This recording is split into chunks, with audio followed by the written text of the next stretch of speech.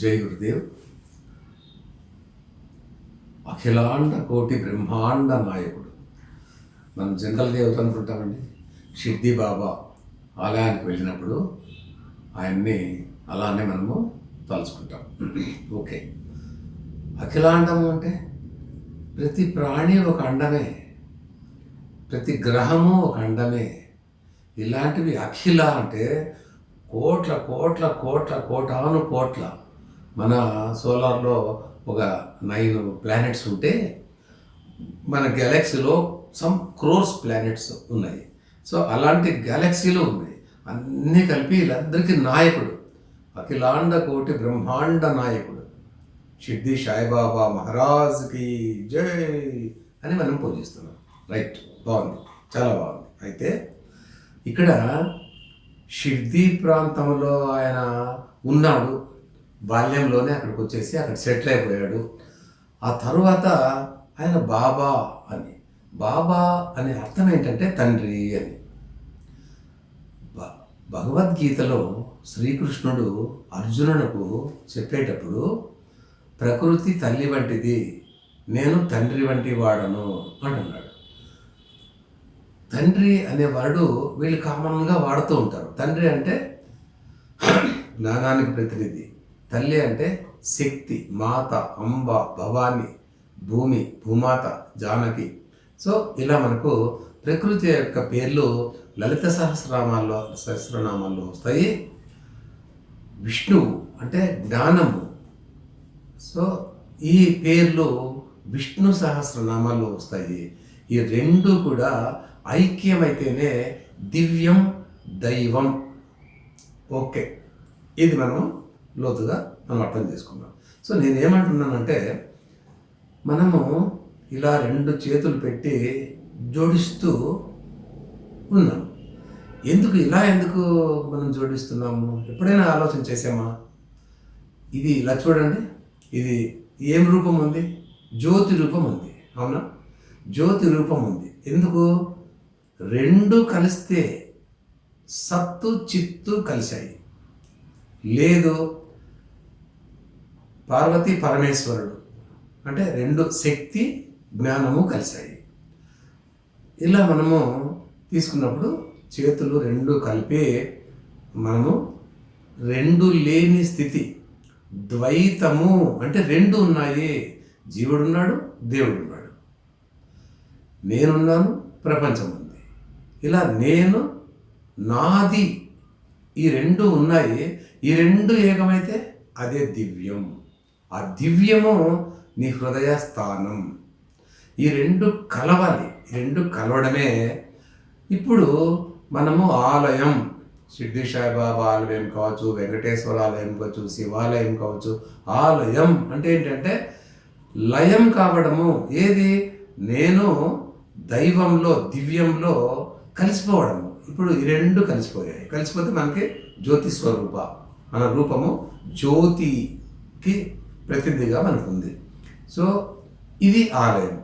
ఇప్పుడు మనము షిర్డీ బాబా ఆలయానికి వెళ్ళిన తర్వాత నేను అందరినీ అడుగుతూ ఉంటాను, ఏం చెప్పాడు మీకు అని. ఏంటి పిచ్చి ప్రశ్న, ఆయన మాకు చెప్పడం ఏంటి అని అంటూ ఉంటారు. లేదయ్యా, మీరు ఏ దేవుళ్ళకి దర్శనానికి వెళ్ళినా ఆ దేవుని ఆ పదము చూస్తారా, అదే మీకు ఏదో సందేశాన్ని చెప్తుంది. మీరేదో కోరికలతో పోతే కాదు, నిర్మల హృదయంతో పోతే మీకు సందేశము కనిపిస్తుంది, వినిపిస్తుంది, ఎవరి ద్వారానో చెప్పిస్తుంది. అదే ఆకాశవాణి అంటాం మనము, స్పేస్ నుంచి మనకి వాణి వినిపిస్తుంది అని. అలాగే నిజంగా మీరు పూర్ణ స్థితిలో మీరు ఆడు ఉండి మీలో లయమైతే, ఇలా లయమైతే, ఆ లయం అయ్యేందుకు ఉపయోగపడేటువంటి స్థలం ఏదే ఉందో అది ఆలయం. ఆత్మలో లయం అవ్వడం. సో ఇది మీకు తెలుస్తుంది. రెండోది, అలా అవ్వడానికి మీకు ఏం చెప్పాడు బాబా? చెప్పాడా లేదా చెప్పండి? చెప్పాడు. ఎలా చెప్పాడు?